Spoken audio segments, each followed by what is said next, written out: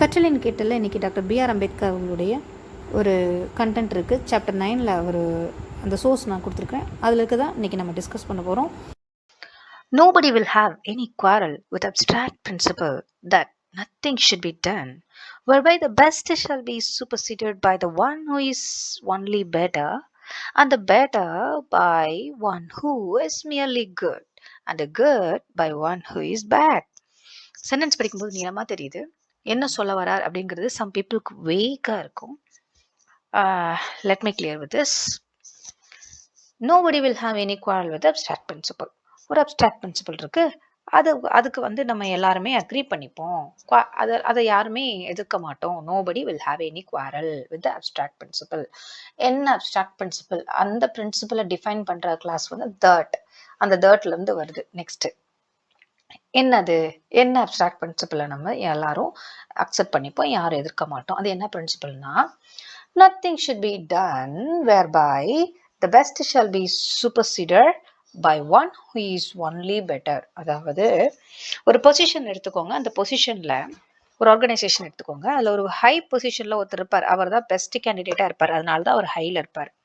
அவருக்கு for example general manager, அவர் பெஸ்டா இருப்பாரு, அதனால தான் அவர் மேல இருப்பாரு. மேனேஜர் எப்படி இருப்பாரு? அவரோட பெஸ்டா இருப்பாரா? கண்டிப்பா இருக்க மாட்டார். பெட்டரா இருப்பார். ஒரு பெட்டர் கேண்டிடேட்டை மேனேஜராகவும் ஒரு பெஸ்ட் கேண்டிடேட்டை ஜெனரல் மேனேஜராகவும் தான் போடுவோம். இன்கேஸ் நம்ம ஒரு பிரின்சிபல், ஒரு லாஜிக் எடுத்துக்கோங்களேன், opposite logic. Best candidate is replaced by the better candidate. Manager வந்து ஒஸ்ட் எல்லாம் கிடையாது, பெட்டரு. ஆனா ஜெனரல் மேனேஜர் பெஸ்ட். இப்போ ஜெனரல் மேனேஜரை நான் மேனேஜரை வச்சு ரீப்ளேஸ் பண்ணி, மேனேஜர் நீங்க தான் ஜெனரல் மேனேஜர், ஜெனரல் மேனேஜர் நீங்க தான் இனிமே மேனேஜர் அப்படின்னு ஒரு பெஸ்ட் கேண்டிடேட் தூக்கி கீழேயும் அவரை விட கொஞ்சம் கம்மியா இருக்கிற பெட்டர் கேண்டிடேட் தூக்கி மேலேயும் போடுற லாஜிக்கை நம்ம எல்லாரும் என்ன பண்ணுவோம்? அதை நம்ம ஏத்துக்க மாட்டோம். நத்திங் ஷுட் பி டன், அதெல்லாம் பண்ண மாட்டோம். ஸோ பெஸ்ட் வந்து மேலதான் இருக்கணும், மேல இருப்பாரு, அவருக்கு கீழே பெட்டர் இருப்பாரு. அதே மாதிரிதான் ஒரு பெட்டர் கேண்டிடேட், ஒரு பெட்டர் கேண்டிடேட்டை வந்து ஒரு குட் கேண்டிடேட், மியர்லி குட் மட்டும்தான் அவரை வச்சு பெட்டரை ரீப்ளேஸ் பண்ண மாட்டோம். ஒரு குட் கேண்டிடேட்டை ஒரு பேட் கேண்டிடேட்டை வச்சு நம்ம எடுத்து ரீப்ளேஸ் பண்ண மாட்டோம். அதுதான் அந்த சூப்பர் சீடட் அப்படிங்கிற வேர்டு வந்து ரீப்ளேஸ்டு பை சம்மன் லோயர். நம்ம எல்லாரும் அந்த மாதிரி ஒரு ப்ராசஸை வந்து என்ன பண்ண மாட்டோம், ஏத்துக்க மாட்டோம். அந்த ப்ராசஸை பண்ண மாட்டோம் அப்படிங்கிற அந்த பிரின்சிபலை பண்ணக்கூடாது அப்படிங்கிற அந்த பிரின்சிபலை வந்து நம்ம என்ன பண்ணுவோம்? எல்லாரும் ஆதரிப்போம். அது எல்லா இடத்துலயும் ஒண்ணு தானே. யாராவது ஒருத்தர் பேட் கேண்டிடேட்டு, ஒரு குட் கேண்டிடேட் இருக்கும்போது பேட் கேண்டிடேட்டை பிடிச்சி எடுத்து வேலைக்கு போடுவாங்களா? மேல பண்ண மாட்டாங்க. ஸோ அதுதான் சொன்ன, அந்த லாஜிக்ல நம்ம எல்லாரும் அக்ரி தான் அப்படின்னு சொல்றாரு. we all agree with that, correct? okay. So அதோட மீனிங் பார்த்துருவோமா?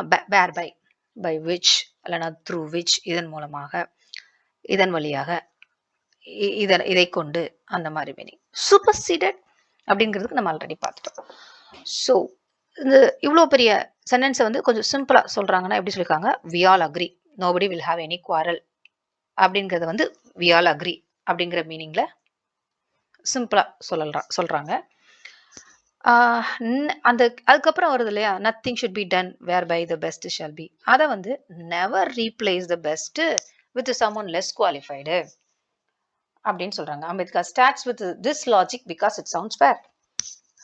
அம்பேத்கர் வந்து இந்த லாஜிக்கை வந்து எடுத்துதான் பேசுறாரு. ஃபர்ஸ்ட் பேசும்போது நம்ம எல்லாருமே ஒத்துக்குவோம்ப்பா இந்த லாஜிக்ல அப்படின்னு சொல்றாரு. ஆமா, அதுல என்ன? அதுக்கப்புறம் என்னன்னா, ஆமா நம்ம எல்லாம் ஒத்துக்குவோம் தான், இந்த மாதிரி ஒரு லேடர் பொசிஷன்ல வந்து நம்ம எல்லாரும் ஒத்துக்கிறோம். ஆனா man is not a mere machine. மனுஷன் வந்து வெறும் மெஷின் கிடையாது. மனுஷன் வந்து ஒரு மெஷின் கிடையாது. என்ன மெஷின் கிடையாது? மெஷினை உயர்த்துறாரா இல்ல மேனை உயர்த்துறாரா அந்த சென்டென்ஸ்ல அப்படின்னு பார்த்தா, பின்னாடி வர சென்டென்ஸ் எல்லாம் வச்சு பார்க்கும்போது என்ன சொல்ல வர்றாருன்னா, human don't follow logic like a computer program. Unlike a machine, a human is never neutral. அதாவது மெஷின் வேணா நியூட்ரலா பிஹேவ் பண்ணும்பா, ஆனா மேன் வந்து என்ன பண்ண மாட்டாங்க? நியூட்ரலாலாம் இருக்க மாட்டாங்க. எப்படியாவது ஒரு வகையில ஒரு ஃபேவரிசம் காட்ட தான் செய்வாங்க அவங்க சார்ந்த ஒரு குரூப்புக்கு அப்படின்னு சொல்றாரு. அது என்ன குரூப்புங்கிறத மேலே இருக்கிற சென்டென்ஸ் இப்போ சொன்ன சென்டென்ஸ் எல்லாம் ஃபாலோவிங் சென்டென்ஸை படிக்கும்போது நமக்கு புரியும். So he is a human being with the feelings of sympathy for some and antipathy for others. Sympathy, liking people like us. நமக்கு நம்மள மாதிரி இருக்கிற சில பேரை நமக்கு பிடிக்கும், நம்மள மாதிரி இருக்கவங்கள பிடிக்கும். ஆன்டிபதி, disliking people who are different. நம்மள மாதிரி இல்லாத டிஃப்ரெண்ட்டாக இருக்கிற நமக்கு டிஃப்ரெண்ட்டாக தெரிகிற மக்களை வந்து நம்ம வந்து அவங்கள வந்து நம்ம வெறுப்போம் சம் பிளேசஸில். ஸோ அதுதான் ஃபேவரட்ஸ்ன்னு சொல்கிறாங்க. Everyone has favourites. எல்லாருக்குமே ஒரு ஃபேவரட்ஸ்னு ஒன்று இருக்குப்பா அப்படின்னு சொல்கிறாங்க. Okay, this is even true of the best man அப்படின்னு சொல்கிறாரு. ஸோ இப்போ தான் இவ்வளோ சொன்னது, இந்த நடுவில் சொன்ன இந்த 2 பாயிண்ட்டை முதல்ல சொன்ன பாயிண்டோட கனெக்ட் பண்ணுறாங்க. This is even true of the best man. நம்ம சொன்னோம்ல முதல்ல, பெஸ்ட் கேண்டிடேட் இருக்காங்கப்பா. ஸோ பெட்டரு குட்டை விட நம்ம பெஸ்ட்டு தூக்கி மேலே வச்சுக்குவோம், ரீப்ளேஸ்லாம் பண்ண மாட்டோம், கீழே இருக்க பண்ணக்கூடாதுங்கிற லாஜிக்லாம் நம்ம ஒத்துக்குவோம் அப்படின்னு.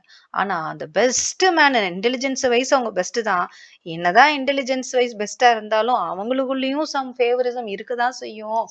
அதாவது அந்த நியூட்ரலிட்டிலாம் வராது ஃபுல்லாக கம்ப்ளீட்டா அப்படின்னு சொல்கிறாரு. This is even true of the best man சொல்கிறாரு. அதாவது பயாஸ் காட்டதான்ப்பா செய்வாங்க, பயாஸ் இருக்கும். This bias exists even in the most talented person. And the best than and the most talented. The most talented. சரியா? அந்த the most talented person கிட்டையும் கூட அந்த bias இருக்கும். Intelligence does not remove personal feelings அப்படின்னு சொல்றாரு. நீ என்னதான் ஒரு சமுதாயத்துல ஒத்துக்கிறப்பா, நீ வந்து ஒரு பெஸ்ட் கேண்டிடேட்டை வந்து நம்ம வந்து மேல வைப்போம், அதெல்லாம் ஒத்துக்கிறேன்.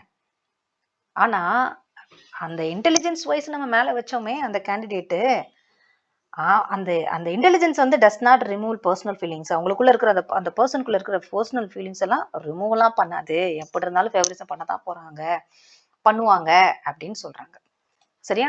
த நெக்ஸ்ட் லைன் சொல்லுது, he too is charged with the feelings of class sympathies and class antipathies. அவங்க வகுப்பை சார்ந்தவங்களுக்கான ஒரு சிம்பத்தி இருக்கும் அவங்களுக்கு, அந்த மோஸ்ட் டேலண்டட் பர்சன் நம்ம பெஸ்ட்டுக்கு மேல வச்சோம் இல்லையா அவங்களுக்கு. அதே மாதிரி ஆன்டிபதி, அவங்க சாராத சில குரூப் மேல ஒரு டிஸ்லைக்கிங் இருக்கும், அதை தான் அந்த பயாஸ் அப்படின்னு சொல்றாங்க. பயாஸ்னா என்னது? ஒருத்தரை வந்து, அதாவது ஒரே அணுகுமுறை இல்லாம கொஞ்சம் ஃபேவர் பண்ணி முன்ன பின்ன ட்ரீட் பண்றது அந்த bias. Leader's mind is charged like a battery with the biases of their own social group. They are not neutral experts. அந்த லீடர், அதாவது நம்ம பெஸ்ட் கேண்டிடேட்டை சமுதாயத்தில் மேலே தூக்கி வச்சிருப்போம் இல்லையா, அந்த லீடரோட மைண்ட் வந்து எப்பயுமே ஒரு பேட்டரி மாதிரி சார்ஜ் ஆகி தான் இருந்திருப்பாங்க. எப்படின்னா அவங்களுடைய சமூகத்துக்கு ஒரு ஃபேவர் பண்ணணும், அப்படிங்கிறது வந்து கண்டிப்பா இருக்கும். அந்த ஃபேவரிசம் இருக்கும். நியூட்ரலாலாம் இருக்க மாட்டாங்க, 2 வகுப்பை வந்து அவங்க ஒரே பார்வையில பார்க்க மாட்டாங்க அப்படின்னு சொல்றாங்க. Having regard to this consideration, next line, having regard to this consideration, having regard to அப்படிங்கிறது வந்து considering these facts. ஸோ இந்த ஃபேக்ட்ஸ் எல்லாம் வச்சு பார்க்கும்போது அப்படின்னு சொல்றாங்க. இதுல servile அப்படிங்கிறது the oppressed or serving class, ஒடுக்கப்பட்ட அல்லது அந்த ஒர்க்கிங் கிளாஸ், வேலை பார்க்குற அந்த கீழ் மட்டத்தில் இருக்கக்கூடிய கிளாஸ் பீப்புள். கவர்னிங் கிளாஸ் அப்படிங்கிறது வந்து அந்த ஆளுவாங்க இல்லையா, அந்த ரூலர், அந்த category. Having regard to these consideration, the best man from the governing class may well turn out to be the worst from the point of view of the servile class. என்ன சொல்றாங்க? A leader from the governing class uses their merit to help their own. To the servile class, this makes them the worst possible choice. ஒரு policy இருக்குன்னே வச்சுக்கோமே, அந்த policy வந்து அந்த leader தான் எடுக்கணும், அதுதான் வரைய போறாரு, அதான் முன்னெடுக்க போறாரு. அவர் என்ன பண்ணுவார்னா, அவருக்குள்ள இந்த நியூட்ராலிட்டி இல்லாததுனால, ஒரு ஃபேவரிசம் இருக்கும் அப்படிங்கிறதுனால, கவர்னிங் கிளாஸ், அந்த ஆளும் அந்த வகுப்பை சேர்ந்ததுல இருந்து வரக்கூடிய ஒரு லீடர் என்கிறவர், அவருக்கு இருக்கிற அந்த லீடர் அப்படிங்கிற அந்த மெரிட்டை வந்து அவங்களுடைய சமூகத்தை சார்ந்த, டு ஹெல்ப் தேர் ஓன், அந்த சமூகத்தை சார்ந்தவங்களுக்கு கொஞ்சம் அவங்களுக்கு வந்து ஃபேவர் பண்ணுவாரு. எப்படி? அந்த பாலிசியில, இல்லைன்னா அவர் ஏதோ ஒரு வகையில பாலிசி பண்ண போறாரு இந்த மாதிரி. சரியா? ஏதோ ஒரு வகையில ஃபேவரிசம் பண்ண போறாரு. அது பாலிசியா இருக்கலாம், இல்லை வேற ஏதாவது அவருடைய மெரிட்டை யூஸ் பண்ற விதமா இருக்கலாம். டு த சர்வைல் கிளாஸ், அதே பாலிசி, அவரை முன்னெடுக்கிற அதே பாலிசி அந்த அப்ரஸ்ட் கிளாஸுக்கு வந்து, த சர்வைல் கிளாஸ்க்கு வந்து, this makes them the worst possible choice. அவங்களுக்கு இது வந்து இவங்கள அந்த கீழே இருக்கிற அந்த அப்ரஸ்ட் பீப்புளுக்கு மேல அந்த கவர்னிங் கிளாஸ் பீப்புளுக்கு உதவக்கூடிய எந்த அளவுக்கு உதவுமோ அந்த பாலிசி, அந்த அளவுக்கு இவங்களுக்கு உதவாததாகவோ இல்லது இவர்களை உயர்த்தாதாகவோ இவர்களுடைய அந்த அந்த ரைட்ஸ் எல்லாம் பாதுகாக்கக்கூடியதாகவோ கூட இல்லாம இருக்கும். பாதுகாக்கக்கூடியதாக இல்லாம இருக்கும். ஆனா அது வந்து அதிகமா அந்த கவர்னிங் கிளாஸ்ல இருக்கவங்கள பாதுகாக்கக்கூடியதா இருக்கும். ஸோ ஒரே பாலிசி தான் அந்த லீடர் வந்து அந்த கவர்னிங் கிளாஸ்ல இருந்து வந்திருக்கிறதுனால அவங்களுக்கு ஃபேவரிசமாகவும் அவர் எடுத்திருக்கக்கூடிய அந்த பாலிசி கீழ்மட்டத்தில் இருக்கக்கூடிய மக்களுக்கு அதை விட கம்மியாகவுமே இருக்கும். சரியா? ஒஸ்டா இருக்கு. ஸோ அது வந்து இவங்களுக்கு ஒஸ்டா இருக்கும், ஆனால் அவங்களுக்கு அது பெஸ்டா இருக்கும் அப்படின்னுங்கிறாங்க. Okay, the difference between the governing class and the servile classes. So governing class நம்ம இப்பதான் பார்த்தோம், the ruler might think a leader is the best because he protects their property and status. அந்த governing classல இருந்து இருக்கக்கூடிய அந்த best கேண்டிடேட்ங்கிறது வந்து இவங்களுக்கு பார்க்கும்போது the leader வந்து ரொம்ப பெஸ்ட், ஏன்னா அவங்க வந்து இவங்களுடைய ப்ராப்பர்ட்டியவோ ஸ்டேட்டஸையோ நல்லா ப்ரொடெக்ட் பண்றாங்க அப்படின்னு இருக்கும் இவங்களுடைய செய்கை மூலமாகவோ, அந்த பெஸ்ட் கேண்டிடேட்டோட செய்கை மூலமாவோ இல்லை policy மூலமாவோ. The servile class, the workers எப்படி இருக்கும், might think that the same leader is the worst because the same policy keep them poor or oppressed. அந்த பாலிசி எங்களுக்கு உதவல, எங்களுக்கு அது எந்த விதத்திலையும் எங்களை உயர்த்தக்கூடியதா இல்லை அப்படிங்கிற மாதிரி சில கான்செப்ட்லாம் இருக்கும் இல்லையா? ஸோ அப்படிங்கும்போது அந்த பெஸ்ட் கேண்டிடேட்டு அவங்களுக்கு வேணா கவர்னிங் கிளாஸஸ்க்கு வேணா பெஸ்டா தெரியும், ஆனா இந்த பக்கத்துல இருந்து அடிமட்டத்துல இருந்து பாக்குறவங்களுக்கு அவங்க அதே பெஸ்ட் கேண்டிடேட் ஒஸ்டா தெரிவாரு அப்படின்னு சொல்றாங்க. So the difference between the governing classes and the servile classes is the matter of their attitudes towards each other is the same as the attitude person of one nation has for that of another nation. அதாவது இந்த governing கிளாஸ்க்கும் இந்த servile கிளாஸ்க்கும் உள்ள வித்தியாசம் என்னன்னா, இந்த ரெண்டு group of பீப்புளுமே ஒருத்தர் எப்படி பார்த்துப்பாங்கன்னா, இருவேறு நேஷன்ஸ்ல இவங்க வேற நேஷன், கவர்னிங் கிளாஸ் ஒரு நேஷன், ஏதோ சர்வர் கிளாஸ் வேற நேஷன் அப்படிங்கிற மாதிரியான ஒரு மனப்பாங்கிலேயே ஒருத்தர் என்ன பண்ணிப்பாங்க, ட்ரீட் பண்ணிப்பாங்க அப்படின்னு சொல்றாங்க. So the gap between the rulers and the workers is so wide. அது ரொம்ப அகலமான இருக்கு அந்த gap. That they treat each other like people from two different enemy countries. Two different countries. இவங்க வேற நாட்டுக்காரங்க, அவங்க நாட்டுக்கார மாதிரியுமே ரெண்டு பேருமே ஒரே நாட்டுக்காரங்க தான். ஆனா இந்த கவர்னிங் கிளாஸ் இந்த சர்வேல் கிளாஸ் அப்படிங்கிறது வந்து இந்த மாதிரி ஒரு பாகுபாட்டை வந்து பெரிய பிளவை வந்து உருவாக்கி இருக்கும் அப்படின்னு சொல்றாங்க. ஸோ ஒரு சின்ன ரீகேப் பார்த்துருமா? ஃபர்ஸ்ட் லைன்ல வந்து என்ன படிச்சோம்? Nobody will have any quarrel with abstract people. நம்ம எல்லாரும் அக்ரி பண்ணிக்கிறோம் அப்படின்னு படிச்சோம். நம்ம எல்லாரும் என்ன பண்ணுவோம்? எல்லாரும் அக்ரி பண்ணுவோம். என்ன பிரின்சிபல் அக்ரி பண்ணுவோம்? ஒரு அப்ஸ்ட்ராக்ட் பிரின்சிபல் அக்ரி பண்ணுவோம். அது என்ன பிரின்சிபல்? இந்த மாதிரி சூப்பர்சீடட் இதெல்லாம் நம்ம வந்து இப்படிலாம் ரீப்ளேஸ் பண்ணக்கூடாது. பெஸ்ட்டை வந்து அவங்கள விட லெஸ் குவாலிஃபைடு வச்சு நம்ம ரீப்ளேஸ் பண்ணக்கூடாது அப்படிங்கிறதுல நம்ம எல்லாரும் ஒத்துக்குவோம்ப்பா. அதெல்லாம் ஒன்றும் பிரச்சனை இல்லை. அதில் எது பிரச்சனையும் இல்லை, நம்ம யாரும் தக்க பண்ண மாட்டோம் அப்படின்னு சொல்றாங்க. ஸோ செகண்ட் சென்டென்ஸ்ல but man is not a mere machine.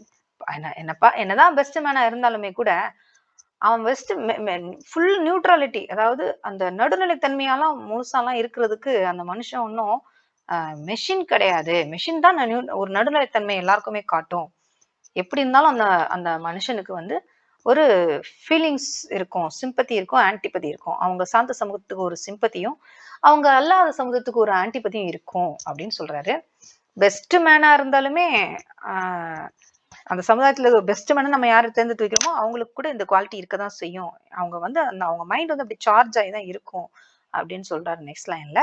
So அந்த மாதிரி ஃபேக்ட் எல்லாம் வச்சு பார்க்கும்போது பெஸ்ட்ங்கிறது எந்த குரூப்புக்கு ஃபேவரிசம் பண்ணியிருக்காரோ அந்த கவர்னிங் கிளாஸ்ல இருந்து எடுக்கப்பட்ட அந்த லீடர் வந்து அந்த கிளாஸுக்கு வேணா பெஸ்டா தெரிவாரு. அதே ஆள் வந்து இந்த சர்வைவல் கிளாஸ் அப்ரஸ்ட் பீப்புளுக்கு வந்து ஒஸ்டா தான் தெரிவாரு அப்படின்னு சொல்றோம். இந்த ரெண்டு குரூப்புக்கு நடுவில் இருக்கக்கூடிய அந்த வித்தியாசம் அப்படிங்கிறது வந்து இருவேறு நேஷன்களை சார்ந்த நபர்கள் வந்து ஒருத்தர் எப்படி ட்ரீட் பண்ணிப்பாங்க, எந்த மனப்பாங்களை பார்ப்பாங்க அப்படிங்கிற மாதிரிதான் இவங்க ட்ரீட் பண்ணிப்பாங்க இந்த சர்வைவல் கிளாஸும் கவர்னிங் கிளாஸும் அப்படின்னு சொல்றாங்க. இந்த கண்டென்ட்டை கொஞ்சம் ரீட் பண்ணி அண்டர்ஸ்டாண்ட் பண்ண பாருங்க. இந்த டிஸ்கஷனை நம்ம வாட்ச் பண்ணதுக்கு அப்புறமா எக்ஸ்பிளனேஷனே இல்லாமல் இந்த கண்டென்ட்டை நீங்கள் படித்தால் உங்களுக்கு அது புரியுது அப்படின்னா நீங்கள் அந்த அம்பேத்கருடைய இந்த சென்டென்சஸ் எல்லாம் அண்டர்ஸ்டாண்ட் பண்ணிக்கிட்டீங்க அப்படின்னு அர்த்தம். கண்டிப்பாக இதில் சில வெக்காபுலரிஸ் உங்களுக்கு என்ரிச் ஆயிருக்கும் நான் நம்புகிறேன். தேங்க்யூ.